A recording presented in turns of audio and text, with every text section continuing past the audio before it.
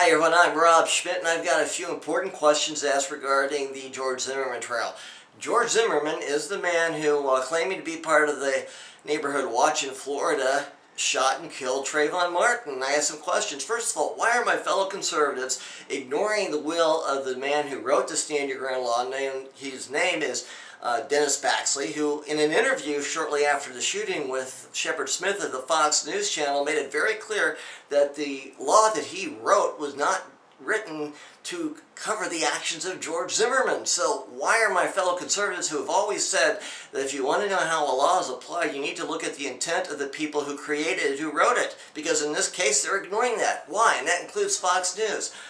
I would also like to ask a simple question. Doesn't the Neighborhood Watch have the right to say no to people who decide that they want to be volunteers? Because it's always been my understanding that the Neighborhood Watch, which is an actual valid organization in Florida and other states, said that George Zimmerman is not a member. I mean, this isn't a church where you can just volunteer to hand out flyers. The Neighborhood Watch works very closely with law enforcement officials, and I've heard many of them calling into the radio, and they said it's like this. You observe and you report, and then you let law enforcement officials take over. So that brings me to the next question. How many of the policies and procedures of the Neighborhood Watch does George Zimmerman have to break before people will realize that he's a thug? Okay, he's a soft-spoken thug, but he's a thug. He initiated the contact. Because if you listen to the 911 call that he made, they asked him, are you pursuing? Are you following him? And he said, yes. At that point in time, they said, you don't have to do that. Now, I guess it's not a direct stop order, but do they really have to state the obvious? That's part of the protocol for the Neighborhood Watch. Observe, report, but you don't follow. So how many rules does he have to break before people will just say, you know, this guy is a thug?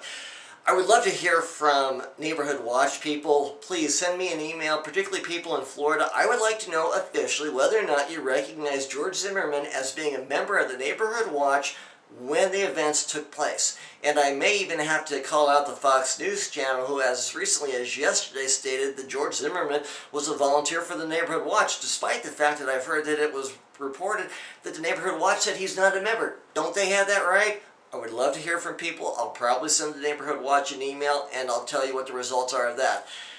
You know, my last question is very simple. What did Trayvon Martin do to give anyone probable cause that he was actually in the act of doing anything other than sightseeing? You know, what did he do to make people think that he was breaking into one of the apartments? I know it was a gated community. I know they'd had some break-ins, but what probable cause did George Zimmerman have other than... What probable cause did Zimmerman have that Trayvon Martin was doing anything illegal? And walking around a nice community is not illegal.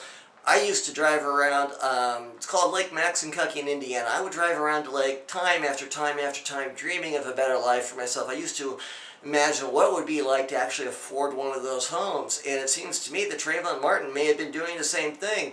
Does driving around Lake Maxinkuckee mean that, you know, I'm getting ready to break into a house? It doesn't mean that any more than Trayvon Martin's walking home did.